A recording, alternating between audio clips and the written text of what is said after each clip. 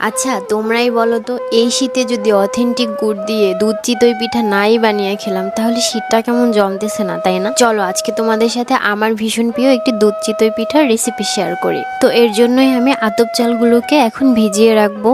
আতপ চাল কিন্তু বেশিক্ষণ ভিজিয়ে রাখতে হয় না, অল্প একটু সময় ভিজিয়ে রাখলেই এটা নরম হয়ে যায়। তারপরে আধা ভাঙা করে বেটে নিলেই হয়ে যাবে আমাদের চিতই পিঠার গোলা বানানোর জন্য পারফেক্ট গুড়। এটা বেটে নেওয়ার পরে এর ভিতরে উষ্ণ গরম পানি আর লবণ দিয়ে আমি ভালো মতো গোলাটাকে গুলিয়ে নিয়েছি। এই চিতই পিঠাগুলো বানানোর জন্য আমি একটা সাজ কিনে নিয়ে এসেছিলাম আর বাইরের বাগান থেকে একটা কলা গাছের ডালও কেটে নিয়ে এসেছিলাম। ছোটবেলায় দাদিকে দেখেছিলাম এই কলা গাছের ডালটাকে একটু থেতলে নিয়ে তেলের ভিতর ভিজিয়ে পিঠা ভাজা সাজের ভিতরে এরকম ভাবে ব্রাশ করে দিত, তাহলে নাকি পিঠাগুলো খুব তাড়াতাড়ি উঠে যায়। আমিও এই কাজ করলাম আর আমার গোলাগুলোকে এক এক করে দিয়ে আমি ঢেকে দিয়েছি। দেখো পিঠাগুলো একদম পারফেক্টলি হয়ে গেছে আর পারফেক্টলি উঠেও গিয়েছে। শীতের সময় নিজের হাতে একটা পিঠা বানিয়ে খাওয়ার ভিতরে আলাদা আনন্দ পাওয়া যায়, যেটা বাইরে থেকে পিঠা কিনে এনে ভিজিয়ে খেলে সেই মজাটা আসলে পাওয়া যায় না। পিঠা তো ভাজা হয়ে গেল, এবার তো অথেন্টিক একটা শিরা তৈরি করতে হবে নাকি। এর জন্য আমি অনেক খোঁজাখুঁজি করার পরে এই সেরা খাবার অনলাইন পেজটাকে খুঁজে পাই। তারা অথেন্টিক ন্যাচারাল গুড়গুলো বিক্রি করে, এখানে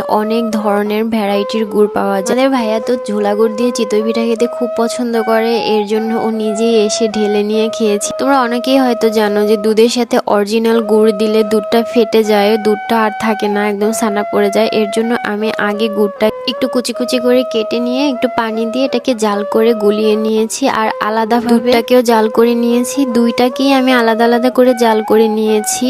তারপর দুইটাকেই আমি একটু হালকা ঠান্ডা করে নিয়ে একসাথে মিক্স করে দিব। তাহলে আর হবে কি, দুধটা আর ছড়া পড়বে না, ক্রিমি ভাবটা থেকে যাবে আর গুড়ের ঘ্রাণ আর মিষ্টি দুইটাই এটার ভিতরে মিশে যাবে। এরপরে আমি নারিকেল দিয়ে দিলাম। এরপরে এই শিরার ভিতরে আমি এক এক করে পিঠাগুলোকে দিয়ে দিব। এই সবগুলো পিঠে দিয়ে দেওয়ার পরে উপর থেকে একটু নারিকেল আর ঝোলা গুড় দিয়ে আমি ঢেকে রাখবো। এটাকে যদি ওভারনাইট রাখা যায় ও ভালো মতো শিরাগুলোকে চুষে নিতে পারে, পিঠাগুলো অনেক বড় হয়ে যায় ফুলে আর খুব মজা সফট হয়। এই দেখো আমার পিঠার ফাইনাল লুক। এটা খেতে ভীষণ মজা ছিল, ক্রিমি ছিল আর গুড়ের একটা অথেন্টিক ঘ্রাণ ছিল। তোমরা যদি অথেন্টিক গুড় খুঁজে থাকো তাহলে সেরা খাবার পেজটাকে ভিজিট করে আসতে পারো। এই ছিল আমার আজকের ভিডিও। তোমরা সবাই ভালো থাকবে, সুস্থ থাকবে। আল্লাহ হাফিজ।